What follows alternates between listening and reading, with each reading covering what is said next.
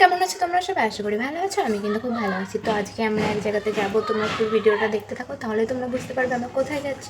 তো চলো, সবার প্রথমে আমি রেডি হয়ে নিই, তারপরে তোমাদের সামনে দেখাচ্ছি।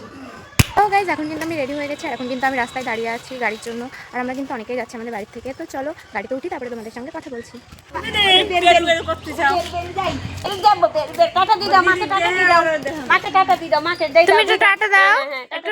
আমরা হাঁটতে হাঁটতে রাস্তার দিকে আসলাম, তারপরে দেখি এখানে টোটো দাঁড়িয়ে আছে, তাই কিন্তু আমরা উঠে পড়েছি টোটোতে। তারপরে এখানে কিন্তু আমার দিদি কি একটা বলছিল আর কি, হাই করছিল গাইস। তারপরে কিন্তু আমরা যাচ্ছিলাম অনেকটাই কিন্তু দূরে। আমরা যাচ্ছি, এখন পাইনি, অনেকটা চলো তোমরা দেখতে থাকো। তারপরে কিন্তু আমরা যাচ্ছিলাম, অনেকক্ষণ যেতে হয়। তারপরে আমরা মেন রোডে উঠে পড়লাম দেখতে দেখতে। তারপরে আমরা বলিনি আমরা কে কে যাচ্ছিলাম। আমি যাচ্ছিলাম, আমার কাকিমণি যাচ্ছিল, দুটো কাকিমণি, আমার বোন আর আমার একটা দিদি। আর এদিকে দেখো সেদিনকে কিন্তু মমতা এসেছিল ওখানে, তার জন্য কিন্তু এতটা ভিড় ছিল। তো এই জায়গাটা তোমরা কে কে চেনো সেটা কিন্তু অবশ্যই কমেন্ট করে জানাবে। তারপরে দেখো আমরা কিন্তু তোমাদের সাথে কথা বলতে বলতে চলেও এসেছি। আর এই যে হলো চান করার জায়গা, তোমাদের ভেতরে গিয়ে দেখাচ্ছি। এই জায়গাটা কিন্তু খুবই সুন্দর, তোমরা চাইলে যেতেই পারো। এটা হচ্ছে চাকদা মুকুন্দ ঘাট। আমরা বেসিক্যালি গেছিলাম স্নান করতে। এই দেখো কতটা ভিড় ছিল সেদিনকে, অনেক ভিড় ছিল। তারপরে কিন্তু আমরা কিছুক্ষণ ওখানে দাঁড়িয়ে তারপরে কিন্তু স্নান করার জন্য নেমে পড়েছিলাম।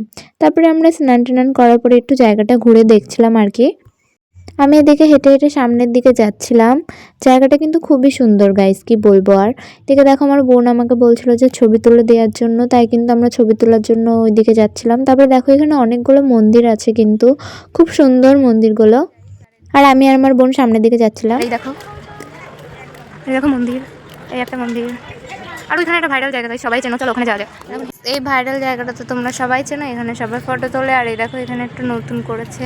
আর এগুলো হচ্ছে মন্দির। চলো মন্দিরের ভেতরে গিয়ে তোমাদেরকে দেখাচ্ছি, দাঁড়াও। আর এই যে আমি এখন দাঁড়িয়ে আছি ফটো তুলবো বলে, এখানে একটা ফটো তুলবো। আর এই দেখো আমার বোন আর এইদিকে সবাই আছে। আর জায়গাটা কিন্তু খুবই সুন্দর, তোমরা আসতেই পারো। এটা হলো চাকদা হলো। আর ওই দেখো তোমাদের একটা ইন্টারেস্টিং জিনিস দেখাচ্ছি, ওই দেখো, দেখেছো তো, এটা হচ্ছে মৌচাক। এখানে আমরা যতবারই আসি এরকমই দেখি। তো চলো এখানে আমরা একটু দাঁড়িয়ে থাকি, গল্প করি, ছবি তুলি, তারপরে কিন্তু আমরা বাড়িতে চলে যাবো।